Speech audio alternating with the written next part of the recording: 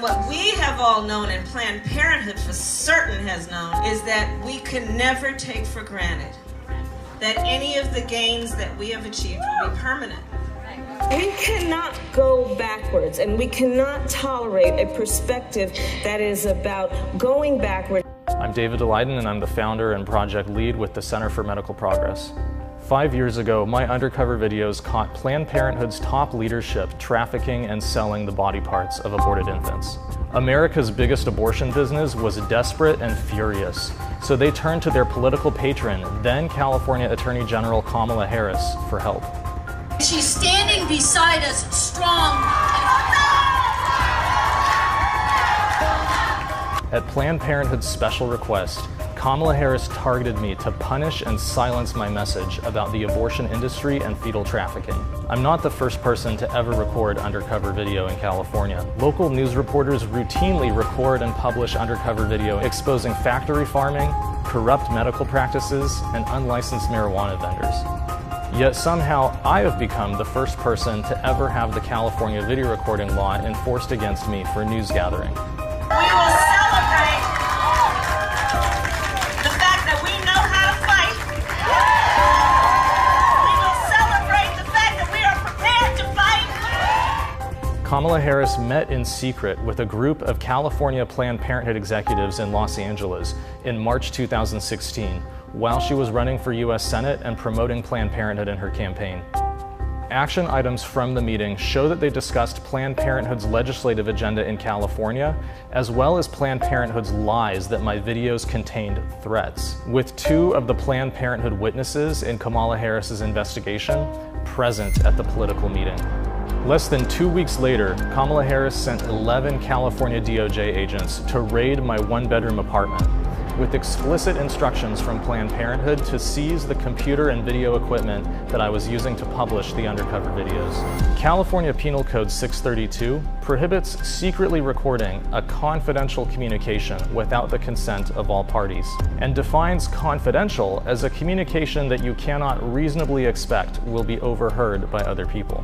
So my team was scrupulous to record our California videos in places of public accommodation like crowded restaurants, where the conversations were obviously overheard. But you can't necessarily say the same thing about local TV reporters in California, who have taped inside of private doctors' offices and inside of private homes. Yet not a single one of them has ever been charged with undercover video recording in California in the 60-year history of California's video recording law. Mine is the first and only case. And there's another piece to the California video recording law that specifically allows recording even a confidential conversation in order to gather evidence relating to violent crimes. The entire purpose of our video recording in California was to document and expose the violent crimes of fetal trafficking, including selling infants aborted alive and killing them through organ harvesting and medical battery against pregnant women.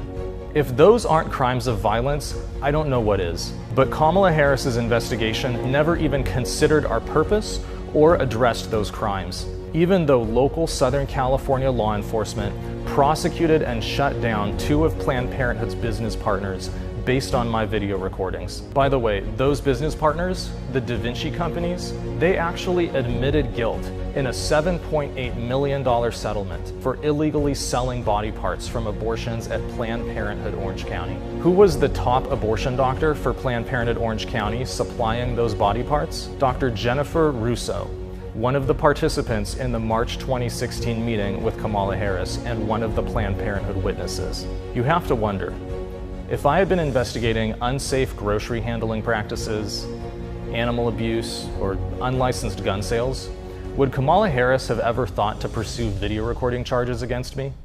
It's pretty obvious that the reason that I alone was targeted by Kamala Harris is because I dared to criticize Planned Parenthood and the abortion industry. What Kamala Harris did isn't treating people fairly or equally under the video recording law. In fact, Kamala Harris's deputy prosecutor, Jeanette Jarone, admitted in a court filing that the reason her office targeted me alone among all undercover reporters in California was because my videos were, quote, edited for shock value, and that made me, quote, more culpable than other undercover reporters in California. Obviously, I dispute the characterization that my videos were edited for shock value. What they show Planned Parenthood doing is shocking enough. But more importantly, it is your First Amendment right to promote the significance of your own message.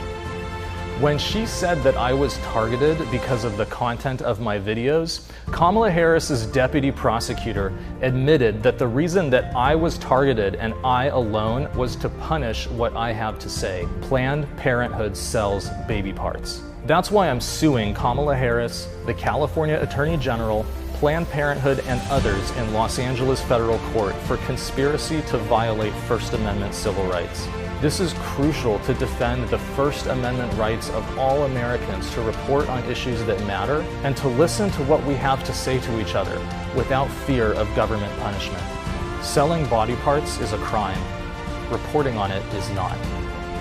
I will never bow to the tyrannical vision of leaders like Kamala Harris, who believe that they are entitled to tell us what to think, what to believe, and what to say.